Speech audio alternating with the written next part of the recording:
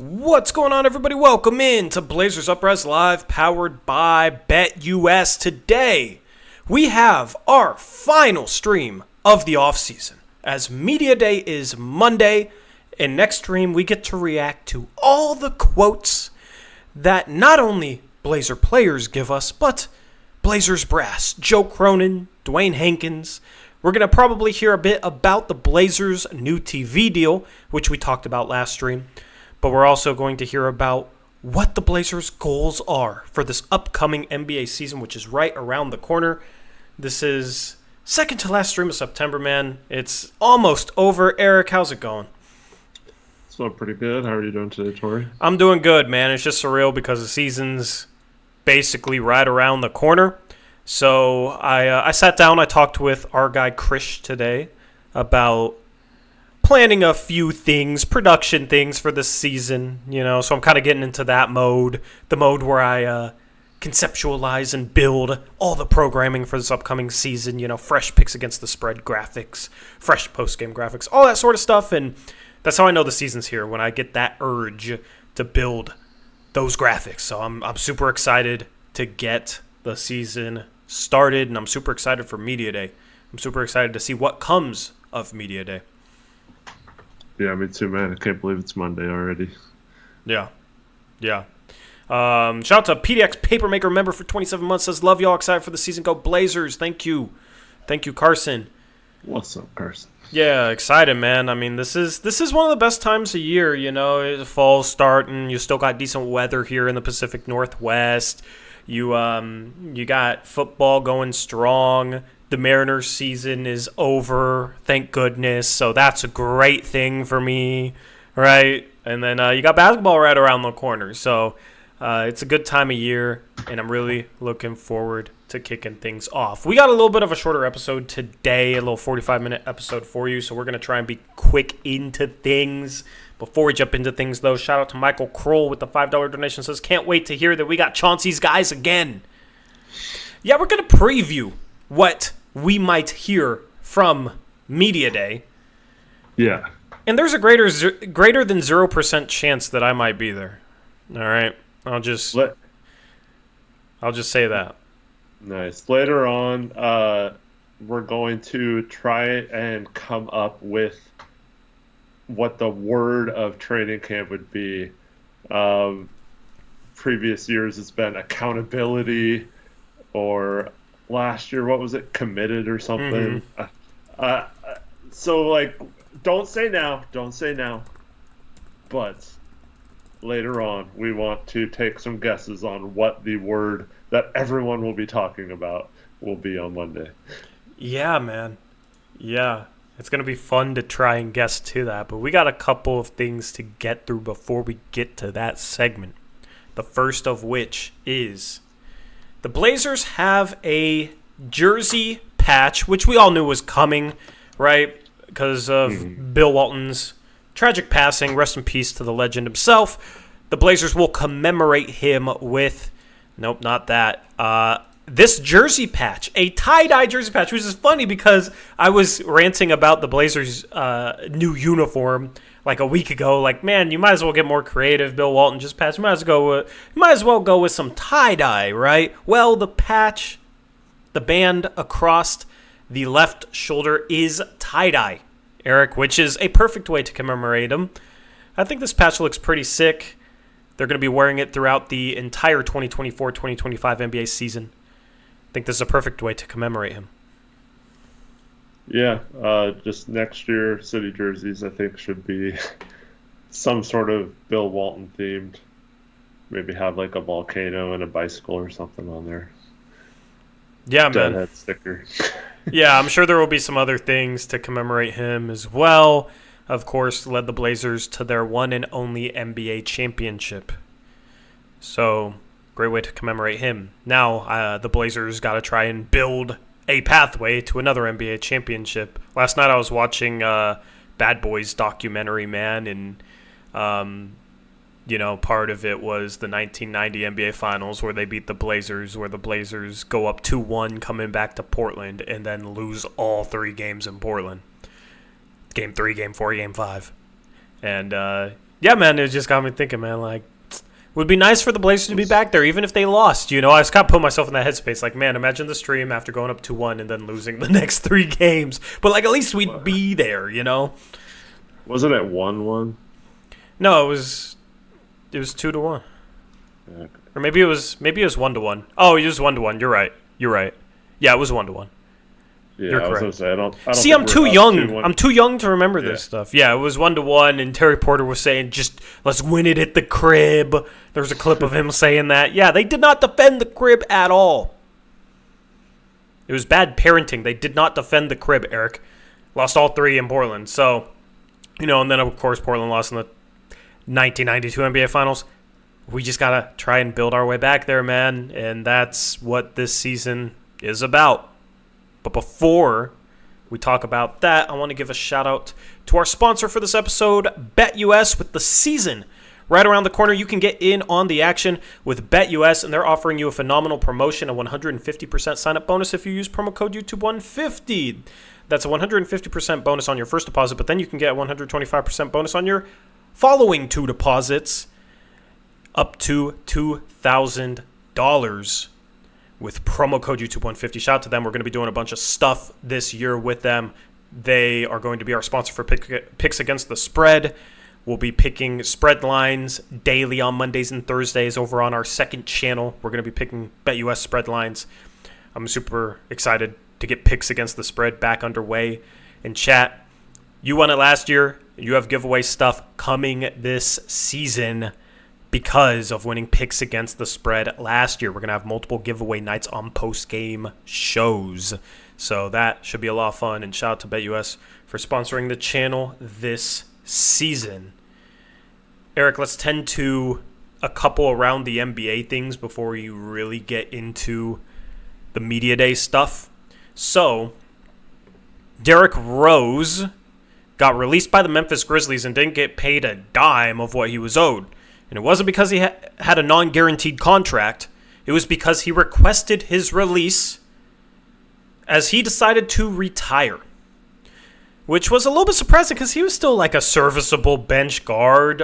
Still definitely an NBA caliber player. But it's the end of a career that was successful in its longevity, but also a bit of a what-if career. What if he never had those knee issues? What if he never tore his ACL? Youngest MVP ever, right? And if he doesn't make the Hall of Fame, he'll be the only player that appeared in a national championship game in college and then won an NBA MVP and didn't make the Hall of Fame. I mean, he's had a storied basketball career. It was very storied early on. It's kind of sad that he's going to be out of the league. He was a part of that generation in the early 2010s, and that's when I really, really got into basketball. So it sucks to see him go, but the fact that he's retiring in 2024, I think, is a successful thing given the knee troubles that he had to deal with. The way he was able to reinvent his game was impressive. Yeah, absolutely. And he kind of played at that crazy out-of-control style. We've seen that with several players not having the length of a career that other people who don't take as many falls and maybe take a little better care of their body hold up into their 30s. But yeah, like you said, he somehow kind of reminds me of this is a little sort of an example, but Grant Hill was like a tremendous player, and he got hurt, was never the same, ended up towards the end of his career being like an okay role player and still a serviceable rotation player for many years for the Suns and stuff like that. So yeah, shout out to him for still surviving in this league to this age and making it through all those tough years. But yeah, like you said, he'll always be one of those what if his injuries weren't as significant as they were, because he was a special player. Yeah, 100%. So he'll go off into the sunset. What were you going to say? Do you want to do a chat poll if he I'm curious what the viewers think. Is he a Hall of Famer? Yeah, I can do that chat poll. And then as I do that chat poll, the other topic I want to talk about with this, Eric. Not only has ESPN lost Woj, but they've also lost Zach Lowe in completely different fashion. They let Zach Lowe go, which is just completely baffling to me. He's one of the best, I don't know what you call him because he does a lot of podcast stuff, right? But he's one of the best NBA storytellers out there, one of the best podcasters out there. Very well thought out. He's not one of those hot take artists that ESPN specializes in. Maybe that's why ESPN let him go. I don't know, but we'll see where he lands. What were your thoughts on that? Yeah, you have to be controversial now to have a job or do a good job, I guess. Yeah, I don't know. I mean, ESPN obviously makes some weird decisions sometimes, and it's heavily leaning towards the Stephen A. Smith, Pat McAfee type, Skip Bayless for a time period. I think, isn't Shannon Sharp now on that channel or something? I don't know. But, like, they're leaning heavily into the just entertainment part of analysis and not necessarily good analysis, just say wild and zany stuff. And that's kind of disappointing because as a true sports fan that likes breaking down like the X's and O's and things like that, that's always disappointing when they let a smart analysis go. Yeah, man. I mean, they're definitely doubling down on the personality aspect of analysis, right? But I mean, their NFL coverage is better. You still have your hot take shows, but they do have some content with really good NFL analysis. They don't really have that for the NBA.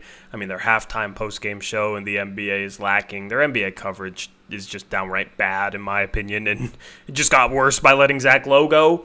So we'll see where he goes, man. I mean, he'll be the figurehead for some other platform probably. Just kind of wild how you had a couple major shakeups in regards to NBA coverage in the past couple of weeks with Woj retiring and Zach Lowe getting let go. So maybe he'd be more likely to come on the show now that he has a little bit more free time and can then promote whatever his next venture is. Yeah, you're gonna try. Sure. Alrighty, yeah. Yeah. Yeah. Well, now that he needs work, we got him, right? Hog Media should sign. Yeah. Oh man. I mean, if only we had a platform for him to participate in terms of NBA coverage. But yeah, it's maybe he'll go to the Ringer. Maybe the Ringer will shell out a lot of dough for him. But that's the thing is he's gonna get a pretty nice payday somewhere else. So he's still gonna be winning. Mm-hmm. Still gonna be winning. Chat poll: 69% of people said Derrick Rose is a Hall of Famer. 31% of people voted no. Which, I don't know. You can make an argument either way. I don't really know what the cutoff for a Hall of Famer should be, so I don't really have an answer to that.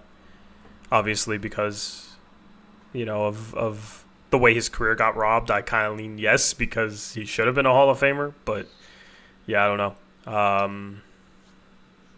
Interesting to see what chat says, though. Well, he said he's got the MVP, even though technically it doesn't count according to college record books, which is stupid now with NIL and all that kind of stuff. Because I think they had to vacate all their wins from that season, yeah. Memphis. But, I mean, you can't, just ignore his stats from that season or whatever if you watched him either. So, yeah, really, it was just one season, but a really good college season. Mm-hmm. Made it all the way to the finals. And he didn't play in the Olympics, I don't think, but he did have some good moments in World Cup and FIBA play, so he did contribute a little bit internationally to take all that into account. Really solid run from him. And the MVP, I think, pushes it over the top, in my opinion. Yeah, I mean, it's hard to leave somebody who won an MVP out of the Hall of Fame, in my opinion, so we'll see. That'll definitely be a hot topic once his candidacy comes up, because I don't expect him to make it on as a first ballot Hall of Famer if he does make it at all. So, but let's move on to what I'm really excited to talk about here, which is Media Day. It's almost October, man, and October is going to be a big month for many reasons. All right, some of which chat will find out later. Okay, so October is going to be a great month. Basketball starts back up. Media Day is Monday, September 30th, and then training camp will start. Big, I don't know what you'd call it. Like, there's a big gap between Media Day and the first preseason game. First preseason game being October 11th. Almost every NBA team has their first preseason game before then, and the Blazers play a pretty minimal amount of preseason games. They play 4. I was looking at, like, Philadelphia. They play 6, right? So it's a pretty light preseason slate for the Blazers, and only 3 of those games are against NBA competition. They do have a game against Ulm. I think it's like Ratio Farm. It's probably not how you say it, but it's kind of funny. Ratio Farm Ulm, or however you say it. And they have a guy who could be a first-round pick this in the future. I don't remember if it's this year or next year. I think it's this upcoming draft, Ben Serif. So that's a guy to scout.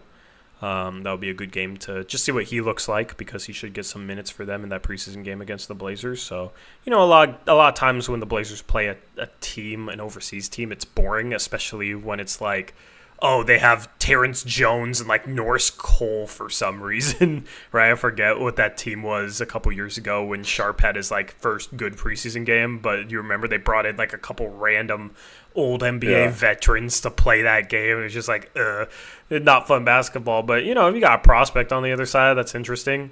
And, of course, I don't want to get ahead of myself because we're going to talk about training camp, but I'm just excited for this preseason. I'll get into why in a bit. But first, we got Media Day, Eric. Yeah. Chat, Eric, what is going to be the word of the day? Because there's always a word or a phrase that comes out of Media Day. Okay? There's always some sort of narrative that comes out of Media Day. There's always some sort of trend. Sometimes it's stuff that is specifically said. Sometimes it's a little bit of reading between the lines. And last year, if you read between the lines a little bit, there was a lot of talk like, oh, Chauncey finally got his guys that'll play his style of basketball. The burden of Damian Lillard actually monopolizing the basketball. Yeah, there was some weird veiled stuff last year during Media Day that was just a little strange. It wasn't like on the nose enough to really make it uncomfortable, and it wasn't on the nose enough where it like couldn't be taken maybe another way. But it was just like, man, that was one of the things we were talking about when we reacted to Media Day last year. So, what is going to be the word of the day? Is it just going to be a cliche like, we're going to play hard, we're going to play intense? Or is it going to be something that's a little bit more thought out than that? I don't know. Eric, do you have a prediction for the word or phrase of the day for Media Day? I'm writing some of these down so we can see who gets it right. David Chavez and Mutat Bozo say scrappy. Alex Wolf says intensity. Adam Smith says get on that grind. Blazers fan says grit. Scrappy, grit, kind of the same thing to me. You want to know my prediction? Dog mentality. What's that? This may not be the specific word, but I think it'll be something along these lines. Selfless. Okay? Like, we got guys that'll make the right play. We got guys that can really pass the ball. We added Denny Avdia and Donovan Kling, and both those guys are so selfless, so hardworking. Can pass, connectors. Yeah, that'll be a word that is said at least once, right? And that will kind of be the prevailing thing is like, we're going to be a team that moves the ball. We're going to be a team that plays for each other, off of each other, all this good stuff. And you know what? I'm not going to buy it until I see it for a prolonged stretch, because under Chauncey Billups, it hasn't mattered what roster he has out on the floor, what players he has out on the floor. His offenses have always devolved into iso ball madness. Last season, the Blazers had the lowest assist percentage out of all teams, and you can say, oh, well, they struggle offensively. No, assist percentage, not assists per game, assist percentage. That's the percentage of made shots that were assisted upon. So it's not dependent upon making shots. It's just the shots that you made. Were they assisted or were they unassisted? The Blazers had the highest percentage of unassisted made field goals in the league, which is very strange. Because it's not like they have a Luka or a Harden, a prime Harden type, right? They got rid of Dame, and at media day last year, it was like, oh, Chauncey finally got his guys, and that was kind of a bit of a theme in last year's media day, was like, they're going to play off each other. They didn't really do it. There's a lot of Jeremy Grant ISO, there's a lot of Anthony Simons ISO, there's a lot of stagnant offense in the half court. And because Anthony Simons never passes. And it's just kind of like excuses made, like, oh, well, they're a young team, they're not that good, blah, blah, blah. But it's like San Antonio had the number 1 assist percentage in the league. Toronto, who is in the lottery, had one of the highest assist percentages in the league. You had some bad teams that were still capable of moving the ball and would at least try to move the ball. And maybe they had turnover issues because they weren't necessarily the most gifted passers or creators, right? But, like, they took on the identity of their coach. It's no surprise that San Antonio has the number 1 assist percentage because they're led by Greg Popovich, right? And Greg Popovich knows how to get his teams to move the ball. Now, you could say maybe that's not what the Blazers should strive to be. You need guys that can make plays for themselves to a certain extent, and there should be a balance between, playing off each other, moving the ball, and sometimes, like, attacking a mismatch, being aggressive with the ball in your hands. Like, it's not like unassisted field goals are bad. But ultimately, when your last assist percentage, last year, after going into the year, like, without, we don't have Dame, Scoot's a pass first point guard, should have been able to play off each other. I expect that to be a narrative, like, they're going to play off each other, they're going to really move the ball, they're going to get out and run. And I just cannot buy into that at all until I see that with some sort of consistency out of a Chauncey Billups-led team. Yeah, I'm not going to buy into that, because those are words that we've kind of heard before that have never played out with any sort of consistency. If you happen to be there, Tori, do you have the balls to ask that question? Say, hey, Chauncey, you've said in the past you wanted to run this. I don't even want to ask any questions. I just want to get my feet wet. I'm like going into a war zone with just people that do not like me. Media guys. I just listen. So wait, Chauncey, I shouldn't talk about it too much. But no, I just from Blazers Uprise. I just want to show up and be like, yeah, I'm here. I'm a media guy now. I'm a media guy now. I mean, it's just so funny because it's like we have built the number 1 like podcast, self-created independent platform, video platform, covering the Portland Trail Blazers, and we're sitting here like, if I went into that situation, it's like I feel like I'm going into a situation with a bunch of people that'd be like, why the hell is he here? You know what I mean? Which is just, it should not be that way. Yeah, it should not be that way, but that's kind of how it'd be. So, listen, honestly, if I was credentialed, like, I would try and ask good questions, but I would try not to, like, disrespect who I'm asking a question out of. And sometimes that's a tougher line to walk between, like, okay, asking a good question that's, like, kind of putting somebody on the spot without being disrespectful. Like, that's easier said than done to do. And I fully realize that, right? So it's like, how could you ask it to, like, make it not? Well, like, you know what I'd say? I'd say last year the Blazers had the lowest assist percentage in the league. What's going to be different this year that'll allow you guys to improve upon that in the ball movement within your half-court offense? Mm-hmm. Like, or maybe, like, what have you learned in the past when you've wanted to have, like, a scrappy running team and that hasn't necessarily translated to the floor? are there things about this team in particular that lead you to believe it'll translate this time? Yeah, I mean, you can't get. That's the tough part too with questions. You can't get too like Yeah, wordy, right? Danny does. Well, exactly, exactly. But yeah, like ultimately, it's just leading with a fact. It is a fact that they were last in assist percentage. That is a fact. They really struggled to move the ball last year. That is a fact based on the fact that they were last in assist percentage, right? Like, so they went into last season wanting to move the ball. They did not accomplish that. Okay, why was that and why will that improve this year is just kind of like what I'm curious about. But, that's the thing. I don't expect that question to be asked, so. Remember the Aaron Fentress, why do you yell when you dunk question to Derek Jones Jr.?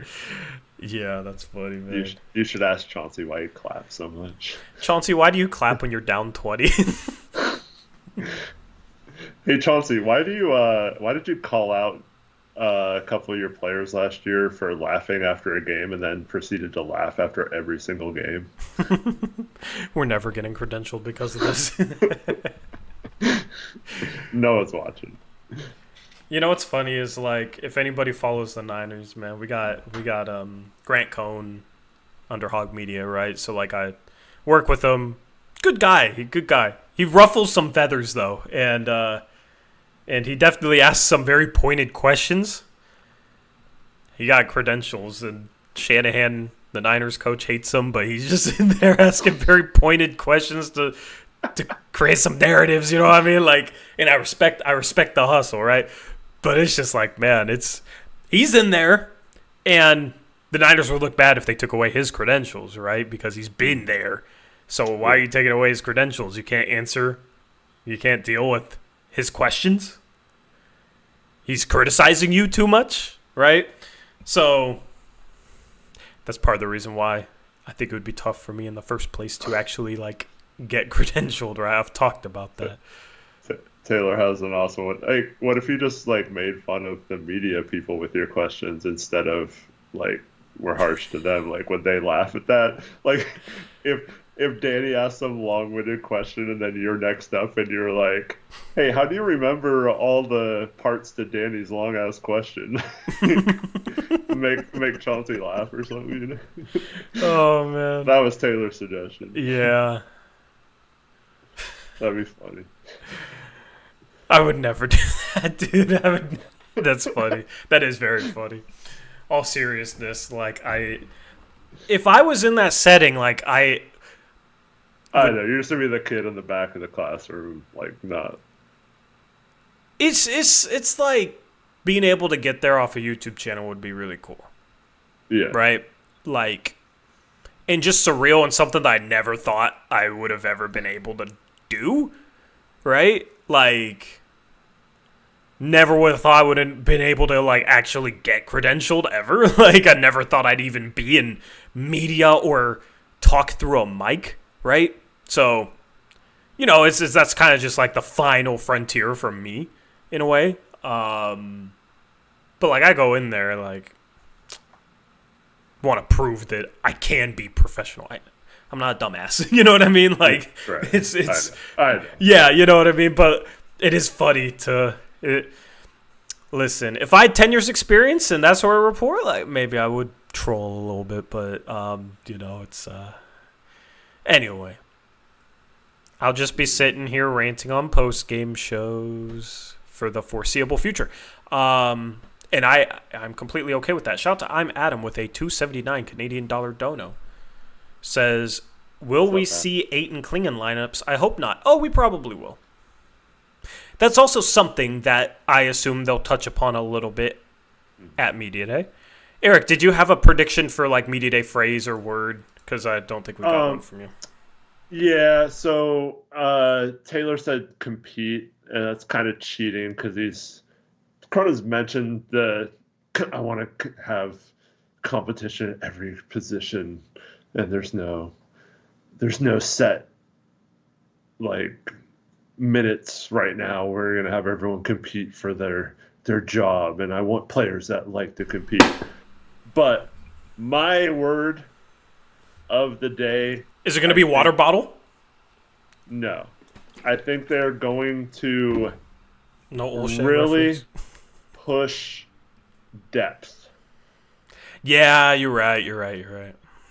This team may not have be ready to win a championship, but we feel like we're building a really deep team that has depth at every position and is going to compete at every position.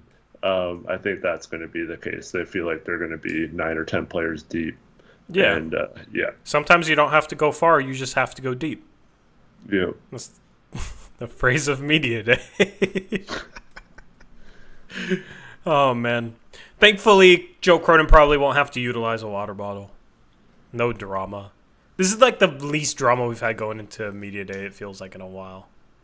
Because before it's like, team's still not good enough for Dame. Then it's like, oh, you traded Dame. Or it was, oh, you hired Chauncey, Neil. And before that, it was like, Neil, we freaking hate your guts. So this is the most chill media day that we have coming up in quite some time, Eric. Medina, I better not hear that. I'm so sick of that.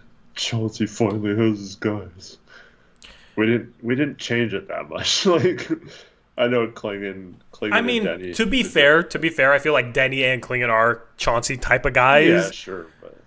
But also, as Taylor points out, though, check it out, guys. We have so much depth. We're barely going to play our number 7 pick. Yeah. Jeez. I mean, the problem is when you become a complete victim of your personnel as a coach. You never want to become completely a victim of your personnel. Because that means you're not doing a good job of molding your personnel to what you're trying to accomplish. Right? Like, yeah, if you're trying to move the ball, it's nice when you have a bunch of guys that can really pass the ball. But if you don't have that, you should at least be able to develop that somewhat. You should at least be able to move in that direction and, try and build towards that identity.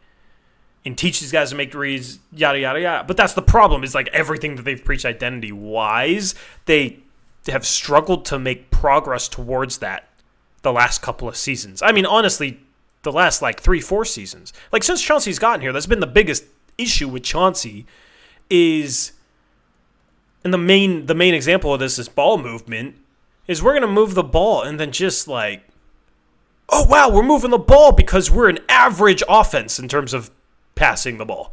You know what I mean? It's never actually even been something that's been impressive at all ever under Chauncey. And of course, the last couple of years, you're not expecting it to be impressive. But I've always said you can't make excuses by having bad personnel for not being able to at least build towards an identity. Because if you got guys that struggle in an area, they should at least be able to improve a bit if you can coach.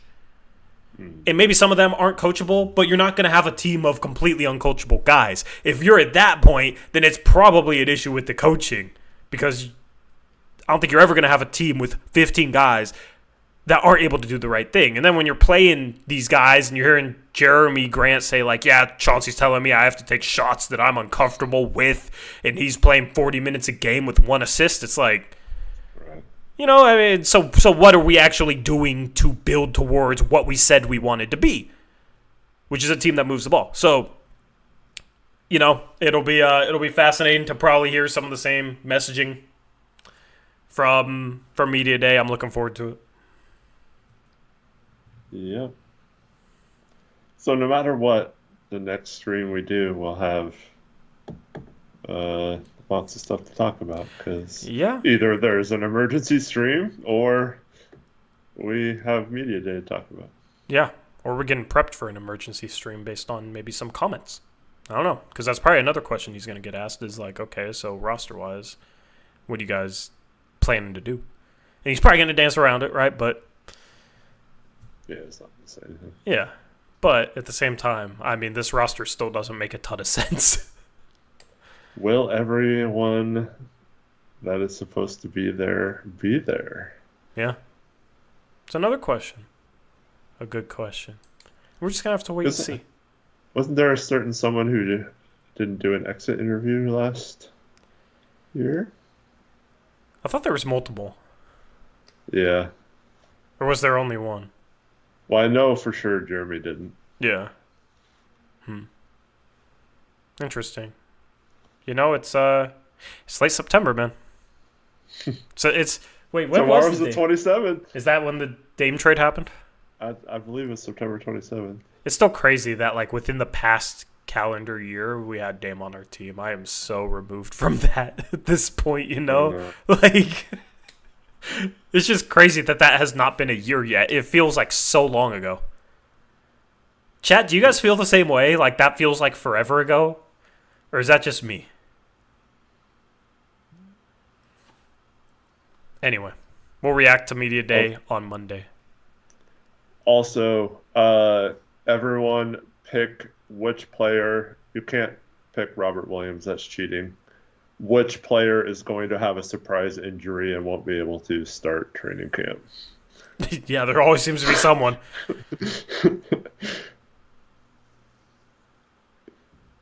And they'll say he's going to be ready in like a few days, and then he'll be out for like the first 15 games of the season. Alex Wolf says Thibault. My gut feeling is Klingon. Klingon? Yeah. Don't know why. Yeah, a lot of those guys, though, they just showed at the Rico Hines runs, and he seemed fine. So yeah, it's fine. I think okay, it's not going to be exactly how you put it, but I don't know. I'm not sold on like his durability. Hopefully, he's able to be durable, right? Still have a few days to. Tyler James, if anything, I'm jinxing it into not happening. Okay. I don't know, man. I maybe shouldn't have asked that question. I mean, my Kevin Knox prediction was not a jinx. That was a joke. That became not a joke. My Chris Murray thing was a joke that became not a joke, okay? So, jinxing is different from joking, okay? You guys got to learn the rules of my universe, okay?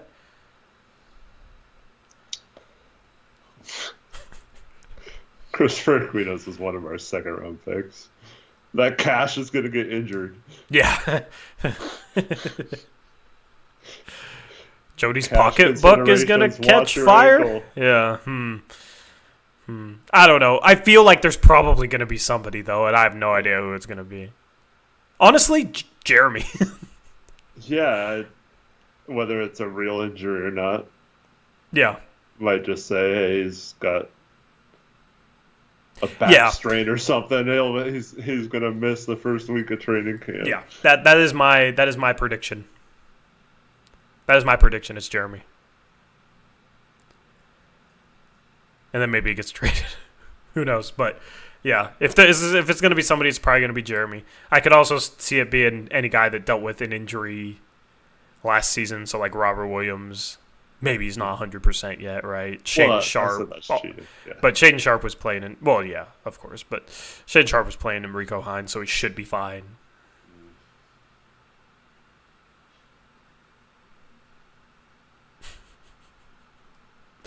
Terry and Chess says, now you both are being wacko. We have good players. You want to lose on purpose. It's time to win now. Okay, well, you can go to BetUS. They have... over-under seed at 14.5 in the West, and you can actually get pretty good odds on the seed being better than that. So you should definitely check out BetUS. Use promo code YouTube150. You'll receive a 150% bonus up to $2,000. So, since we have good players, I mean, we definitely should not be last in the West. So it's time to win now with the worst roster in the West. Is crazy. I mean, we don't have a single all-star caliber player. Like, point blank simple, we don't have a single all-star caliber player. We don't have... It's the combination of the pieces. Eric, we don't have a top 50 player in the NBA, in my opinion. We don't have a top 50 player in the NBA. I'm thinking about doing like a top 100 list and revealing it on stream and just getting your guys' reactions to it. everybody's going to hyper-focus on anything they disagree with, which is going to be fun. But, yeah, honestly, I did a top 100 list. The Blazers don't have a single top 50 player. Who's the best player on this team? Anthony Simons? Probably. I don't think he's a top 50 player, and he's not an all-star. Like, so I just don't understand people that come here and say, like, we have good players. It's time for us to win. I mean, even the team admitted it was. Yeah. Like, the best all-around player on this team is Denny Avdia. That's the best multifaceted, if you want to call it that.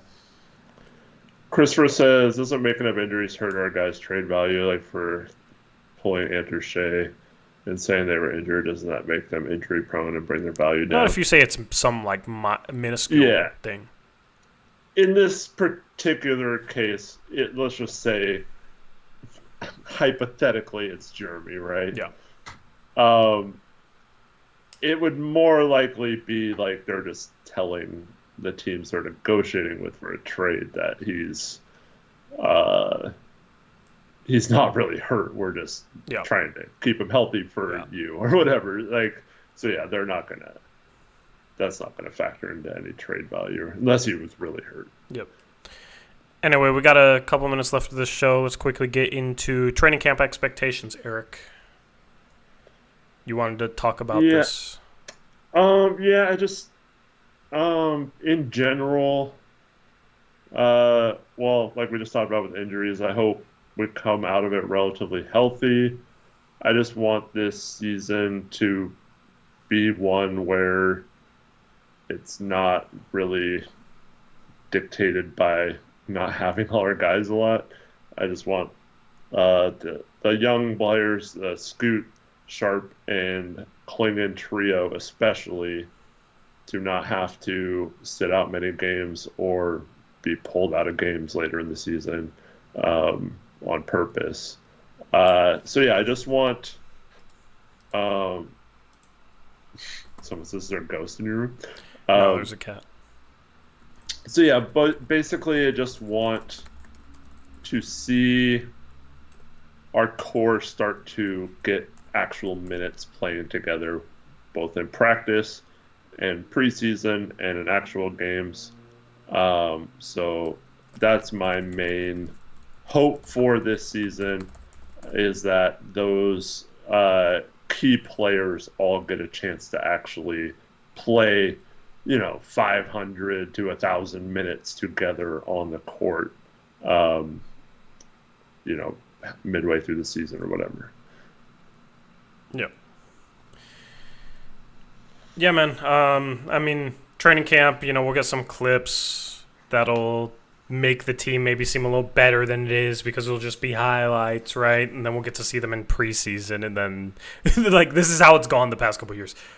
Training camp clips like, ooh, this team looks fun. This team looks good. Look at these clips. And then they come out in preseason and look god-awful. And then it's like, oh, no. And then nobody has any faith going into the season. So that's kind of my prediction, but we'll see if they can look better in preseason, I guess. And that's really what I'm waiting for. October 11th, first preseason game. We're going to be doing post-game shows for that, breaking down how this team looks in those games. So I'm really excited for that. Until then, there's nothing to put stock into, really, from media day comments about how they're going to play or what they're trying to do. Maybe there's a couple things you could put stock into, but really there's not much to take away from it, and then there's not much to take away from any of the training camp stuff that you see. If you're going to take anything away from this team before the start of the season, it's probably going to be based on preseason. Mm-hmm. Anyway, anything else, Eric?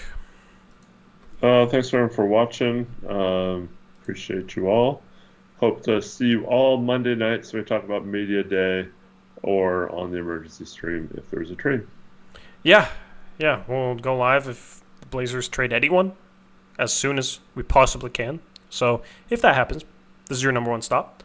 And otherwise, I'm looking forward to breaking down Media Day on Monday. Hopefully you can catch us. Shout out to BetUS for sponsoring this stream. Leave a like on the way out. Subscribe if you're new to the channel. We're going to have post-game shows all season long. And with that being said, I appreciate you guys for watching. We're out of here. Until next time. As always, peace out. Go Blazers.